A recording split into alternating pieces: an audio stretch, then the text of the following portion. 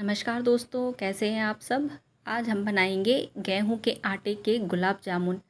ये देखने में जितने बढ़िया है, खाने में उतने ही नरम, उतने ही टेस्टी और इतने बढ़िया बनेंगे कि बाज़ार के गुलाब जामुन कहाँ हैं इसके आगे। बनाना बहुत आसान है, सिर्फ आधे कटोरी गेहूं के आटे से बनेंगे। तो चलिए देखते हैं इसको कैसे बनाते हैं।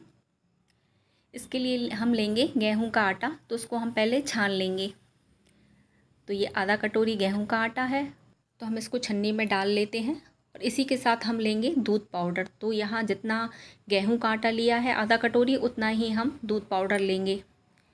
ये, और अगर हम इसको चम्मच से नापें तो ये छोटी चम्मच के हिसाब से 4 चम्मच है दूध पाउडर। ये लेंगे हम बेकिंग सोडा, तो इसको लेना है हमें 1/4 भाग। ये मीठा सोडा है जो हम डेली में यूज़ करते हैं। और इन तीनों चीज़ों को हम एक छन्नी में डाल के अच्छी तरह से छान लेते हैं, ताकि इसमें अगर गेहूं में कोई गेहूं के टुकड़े होंगे या थोड़ा मोटा होगा तो वो सारा अलग हो जाएगा, इसलिए छानना ज़रूरी है। अब इसके बीच में हम एक होल कर लेते हैं और इसमें डालेंगे हम शुद्ध घी। तो मैंने यहाँ शुद्ध घी लिया है 2 छोटे चम्मच। आप चाहें तो इसको डालडा से भी बना सकते हैं, लेकिन डालडा क्या होता है, बाद में कड़क हो जाता है। इससे हमारे जो हम गुलाब जामुन बना रहे हैं वो बाद में कड़क हो जाएंगे। इसलिए आप शुद्ध घी का ही यूज़ कीजिए, क्योंकि उससे एक तो नरम रहते हैं, ऊपर से स्वाद भी बहुत अच्छा आता है। तो अभी हम इसका मोइन के लिए इसको मिलाकर देख लेते हैं। अगर आपको लगे कि थोड़ा कम है तो आप उसमें आधा चम्मच शुद्ध घी और ऐड कर लीजिए और इसको अच्छी तरह से हम मिला लेंगे। जब इस तरह से मुट्ठियाँ बनने लगेंगी तो हम समझ जाएंगे कि हमारा मोन एकदम परफेक्ट है। ये देखिए, मोन हमारा बहुत अच्छा डल चुका है। अब इसमें हम डालेंगे दूध। तो मुश्किल से 4 या 5 छोटे चम्मच ही हम इसमें दूध ऐड करना है। तो हम बहुत थोड़ा थोड़ा करके एक एक और आधा चम्मच करके ही हम इसमें दूध ऐड करते जाएंगे और थोड़ा थोड़ा इसको मारते जाएंगे। तो बहुत थोड़ा दूध ही लगता है इसमें। आप चाहें तो पानी से भी मार सकते हैं, लेकिन दूध बहुत कम लगना है, बहुत कम यूज़ होना है, तो आप इसको दूध से ही मारिए, दूध का ही यूज़ कीजिए यहाँ। इससे हमारे गुलाब जामुन बहुत टेस्टी बनेंगे। तो इस तरह हम एक डो बना लेंगे और इसका एक नरम डो ही बनाना है, हमें कड़क नहीं करना है। ये देखिए, हम जब इस तरह से उंगली लगाएंगे ना तो ये बहुत आराम से प्रेस होगा। इसका मतलब हमारा अच्छा आटा मढ़ चुका है। अब आप चाहें तो थोड़ी देर के लिए इसको रेस्ट करने छोड़ सकते हैं और चाहे तो तुरंत भी बना सकते हैं। तो इस तरह से हम एक छोटी सी लोई लेंगे और इसमें हमें घी लगाने की ज़रूरत नहीं है, क्योंकि हमने घी पहले ही डाल दिया है। तो आप चाहें तो इस तरह के गोल गोल गुलाब जामुन भी बना सकते हैं और चाहें तो इस तरह के लंबे भी बना सकते हैं। गुलाब जामुन तो हम हमेशा ही खाते हैं, तो इस बार मैंने ये लंबे वाले बनाए हैं। तो फटाफट से हम ये अपने गुलाब जामुन बनाकर तैयार कर लेते हैं। गुलाब जामुन तैयार हैं और मैंने पहले ही तेल गरम होने रख दिया था। तो पहले हम सिर्फ एक गुलाब जामुन डाल के देखेंगे उसमें कि वो कहीं से फट तो नहीं रहा, उसमें क्रैक तो नहीं आ रहा, या हमारा आटा फैल तो नहीं रहा। अगर आपका आटा फैल रहा हो तो उसमें थोड़ा सा दूध और ऐड कर लीजिए। अगर क्रैक हो रहे हैं तो थोड़ा सा दूध और ऐड कर लीजिए उसमें। लेकिन इस स्टेज पर हमारे गुलाब जामुन बहुत अच्छे बने हैं, कहीं से नहीं फट रहे हैं, कहीं से क्रैक नहीं आया है।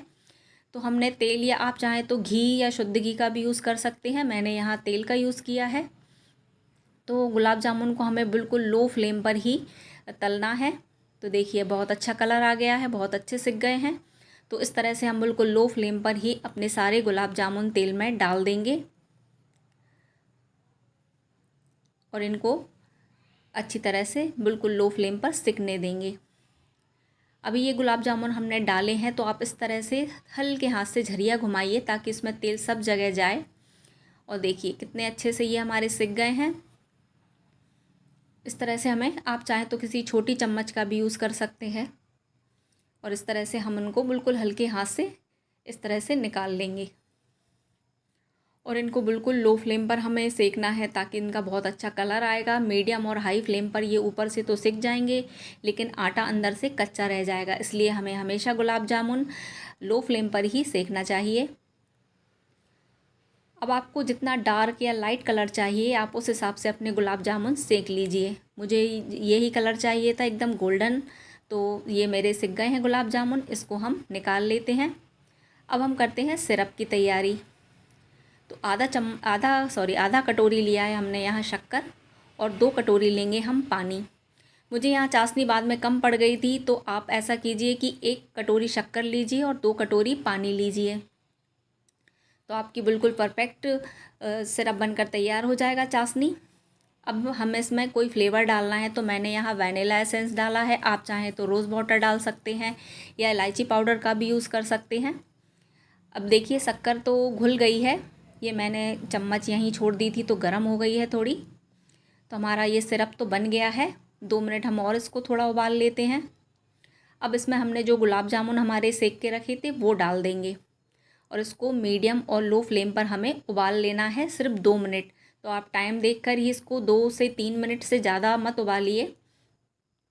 तो 2 मिनट हो चुके हैं, हमारे गुलाब जामुन अच्छी तरह से उसमें चाशनी में एब्जॉर्ब हो जाएंगे, अच्छी तरह से उबल चुके हैं। तो गैस का फ्लेम अब हम बंद कर देते हैं और इसको ठंडा होने के लिए रख देंगे।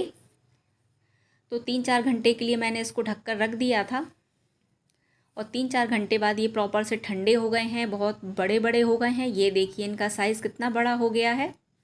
तो मैंने ये चाशनी बाद में और डाली थी। बहुत बढ़िया हमारे गुलाब जामुन बनकर तैयार हुए हैं। आप चाहें तो इनको 10-15 दिन के लिए स्टोर करके भी रख सकते हैं।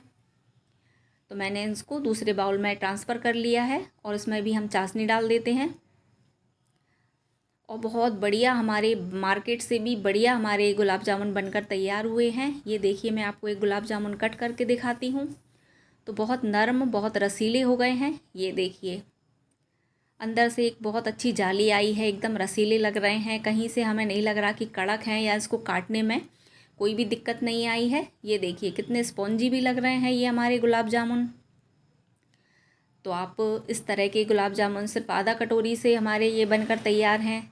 आपको मेरी ये रेसिपी कैसी लगी मुझे कमेंट्स में ज़रूर बताइए। अगर मेरा वीडियो थोड़ा भी पसंद आता है तो प्लीज़ प्लीज़ प्लीज़ लाइक और कमेंट्स ज़रूर कीजिए। मेरे नए सब्सक्राइबर हैं तो सब्सक्राइब का बटन दबाना बिल्कुल ना भूलें।